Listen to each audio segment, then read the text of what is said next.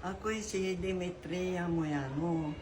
Nagtitik ako ng barley. Ngayon, ang edad ko, magna-92 na sa March. Okay, 92. Hindi Ayun. po kayo mukhang 92. Paano po sa inyo nakakatulong ang Ilang years barley? na kayo nagtitake ng ano? 2 years na. Wow. Magto 2 years na. Oo, magto 2 years na. Ano yung naramdaman nyo nang uminom po kayo ng barley? Ah, maliksi ang katawan.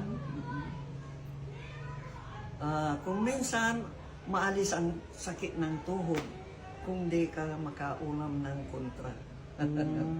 Thank you po. Ayun.